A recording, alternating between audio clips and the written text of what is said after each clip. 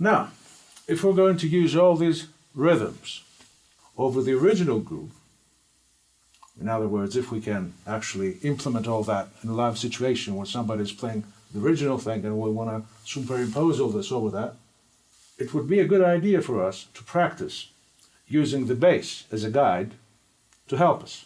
So, we'll have the original groove on the drums, but the bass is going to play the 6 notes inside the measure, chord note triplets. So the whole thing sounds like this.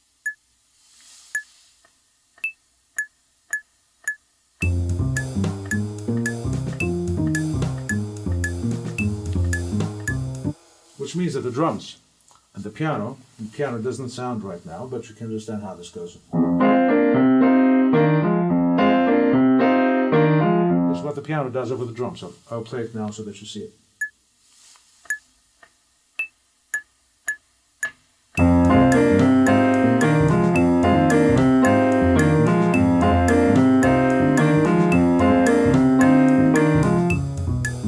So, the piano and the drums are playing the normal groove. The bass is playing da da do do do do underneath.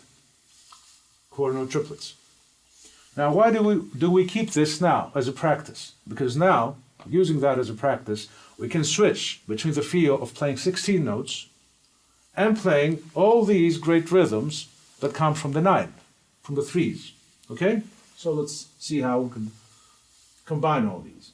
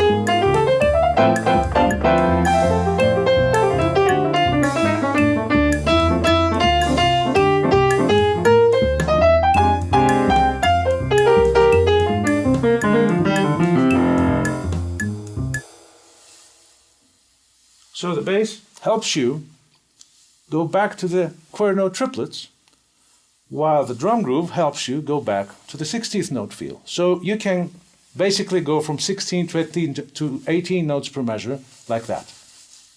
This is why you should, in my opinion, practice this way. After that, of course, you go back and change everything to default and use all this knowledge in a normal manner. Now, when you switch back to the default, there's no triplet, chord note triplet anywhere. So you have to use your head and imagine it. Okay? So I'll just do a few runs where I show what I think.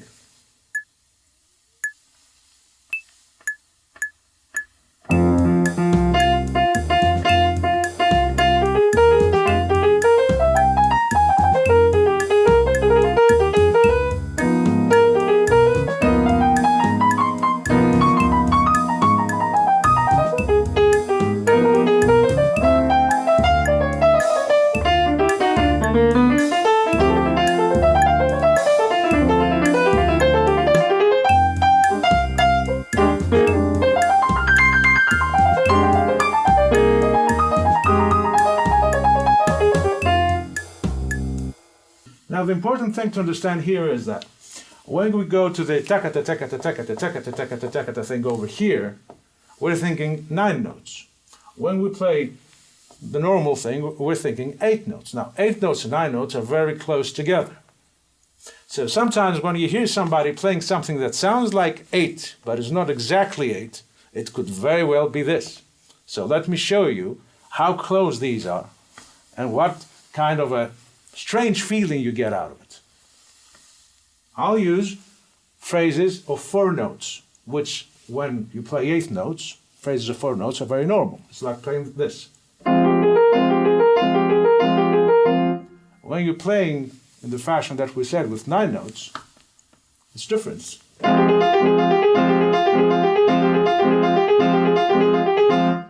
In reality, the whole thing is what I think, what I produce them. In one case, I think just exactly what I play. In the other thing, I'm thinking this.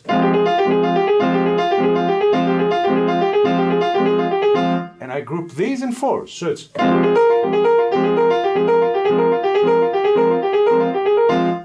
So if I use my left hand to help out here, it would be like...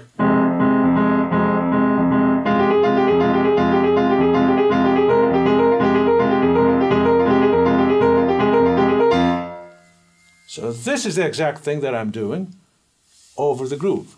So you'll hear something that goes normally and then something that doesn't really sound normal. Okay? This is the whole effect of the rhythmic illusion that we're talking about. Let me demonstrate.